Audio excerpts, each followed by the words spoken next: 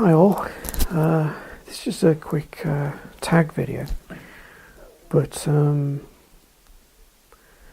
don't really think I've got enough followers on my channel to do a proper tag video, so it's just one for a bit of fun. If you want to answer in the comments, that'd be nice. I'd like to know what you think, and also if anyone's interested in this subject and they'd like to take the tag and do it on their own channel, then please feel free. But the tag is, were you ever envious of a machine that someone else had, or a machine that you wanted? And for me, the main answer is I had in my sort of mid-teens, I had a Acorn Archimedes. It was a brilliant machine, but it didn't have thousands of games like, for example, the Commodore Amiga did. And I had a couple of friends with Amigas, and I was often quite envious of the games they had. And I'm thinking mainly of games like, say, Monkey Island. And the problem with a game like Monkey Island is it's quite heavy on the for the developers on asset creation. And most of the Acorn developers, even on the Archimedes, were just they were still using the same development methods as they had on the BBC Micro. So it'd just be one guy doing a game on his own, which you can just about get away with, say, a shooter. But for something like Monkey Island, it really needs a team of people to create it. So all I had was some of those Magnetic Scrolls text adventures with a bit of graphics. But it's when you see something as good as Monkey Island, you wish you had a copy, and it was never ported. I think by the time I was getting out of the platform and getting ready for a break away from computers, I think Simon the Sorcerer was ported, but I think I'd already completed it on an emulator or something. But that was the main platform I was envious of, the Amiga. And also, I mean, even a friend of mine had an Atari ST, not a machine that I was a massive fan of. But, I'd see like those Bitmap Brothers games. I was really sort of desperate.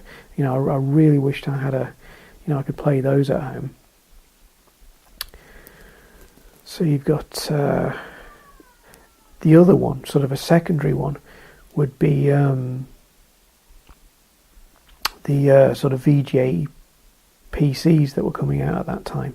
And I'd see some of the screenshots in computer mags like the Games Machine, and some of those point and click adventures, for example, Sierra Dynamics ones like I think it's called Heart of China used to show up in screenshots a lot.